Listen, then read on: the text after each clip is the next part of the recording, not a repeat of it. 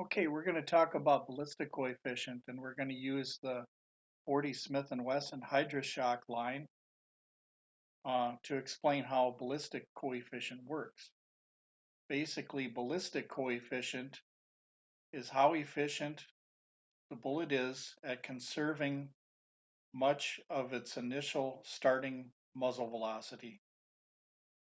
So in other words, if a bullet exits the barrel and it's still the same velocity at 100 yards, it has a perfect ballistic coefficient.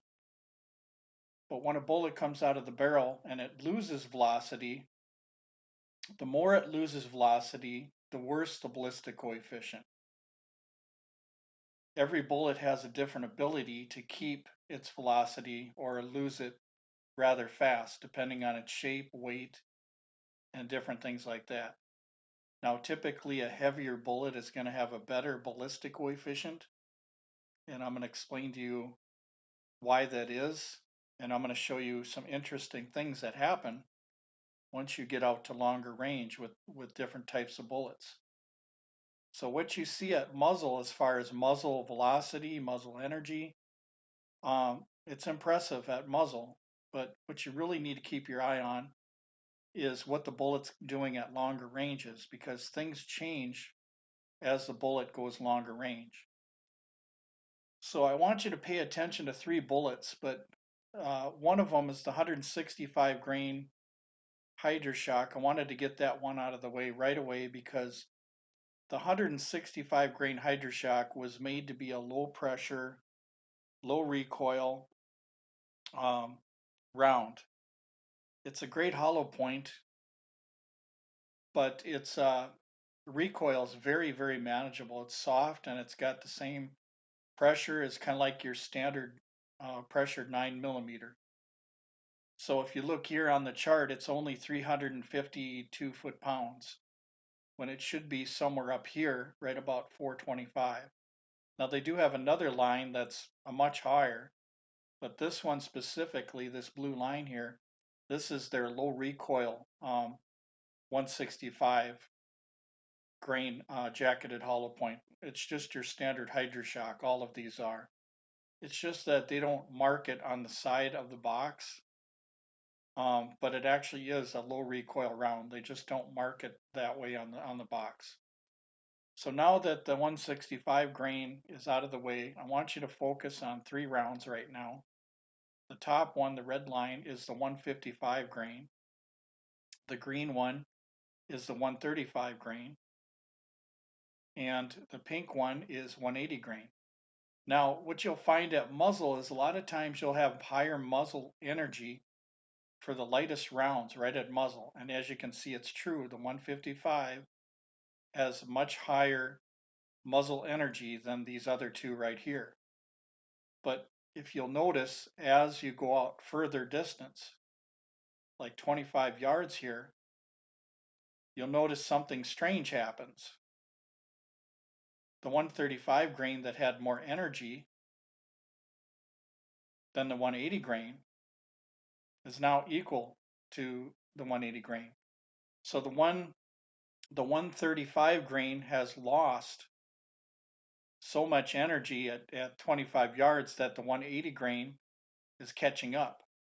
So that after 25 yards, the 180 grain now has more energy than the 135 grain. You see what's happening there? So energy at muzzle doesn't necessarily mean energy at distance because energies at distance can really change a lot. But not just that, look what happens when we get out to 50 yards. At 50 yards, look at the 155 grain. It's lost a lot of its energy, but the 180 grain, notice how flat the line is here with the 180 grain. The 180 grain hardly lost any energy. So the 155 is starting to fall behind, and it does at about 50 or about 60 yards, somewhere in there. Now the 180 grain has more energy. And of course, at 100 yards, look, it's got more energy.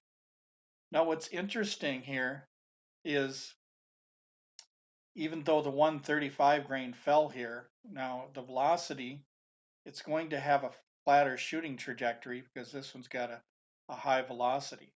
But we're not talking about the trajectory, we're just talking about the energy right now.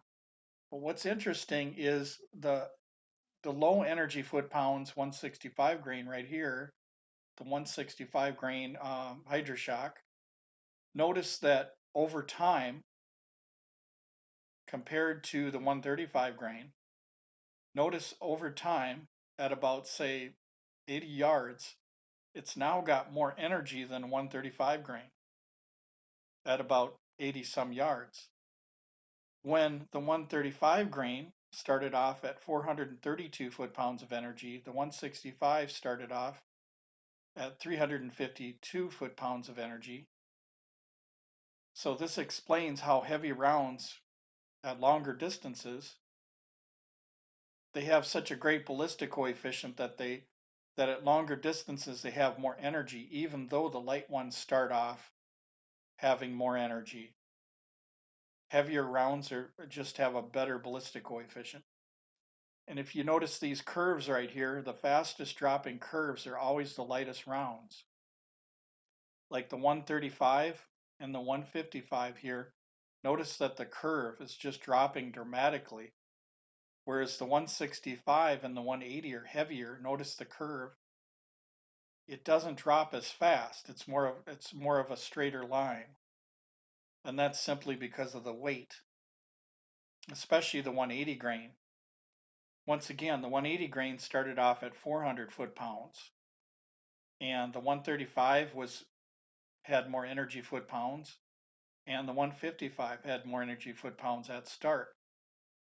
But as the 180 got to 125 yards, now it's over the 135 grain. And when it got to 60 yards, now it's over the 155 grain. Now at 100 yards, the 180 grain has more energy foot pounds, even though once again at start, at muzzle, it had less energy. And this is the type of thing I try to explain to people, but they don't understand because ballistic coefficient does matter.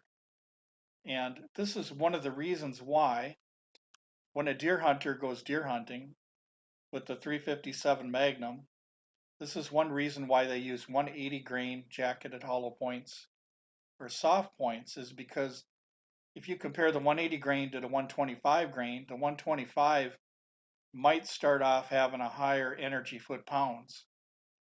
But at distance, that 180 grain is going to have more energy, even if it had less energy at muzzle from the start.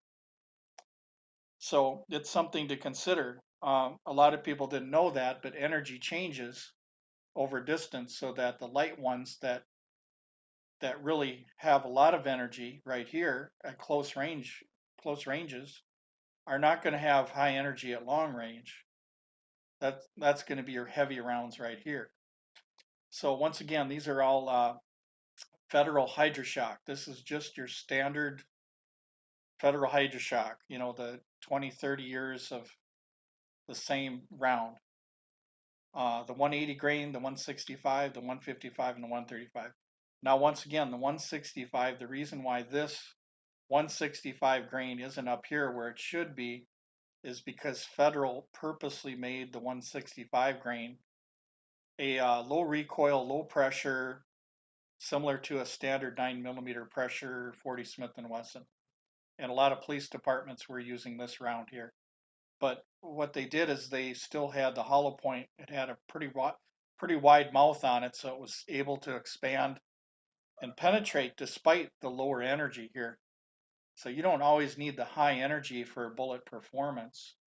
The 165 grain that was shooting real soft and low recoil actually did fairly well uh, as far as the street records go and stuff like that. So it was a round that did really good, but it was similar to a 9mm because it was about the same foot pounds as some of the 9mm rounds that they were using.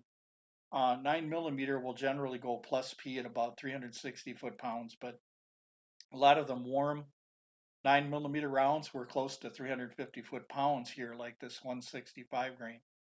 So once again, Federal purposely made the 165 grain lower pressure, softer recoil, stuff like that. And it's a great round. I've shot all these rounds, and I can tell you from experience, the 165 grain performs very well, um, but it also has a lower recoil, so you get them fast follow-up shots. So it's a great round. But anyway, I thought I'd show you these 4 rounds from Federal, just the factory Hydroshock line, of these 4 different bullet weights that I wanted to show you here, and to explain how ballistic coefficient works and how to understand how at long range things change. So what you guys are seeing at muzzle out of your chronometer isn't what you're going to see at long range. So you'd be surprised. Some of these other heavier rounds, they catch up over time and they have more energy. And if we were to go out to 200 yards here, I bet you this 165 grain that's down here might overcome the 155 grain and possibly be right around where the 180 grain is. But the 180 is probably going to stay the highest. So anyway, thanks for watching the video, you guys.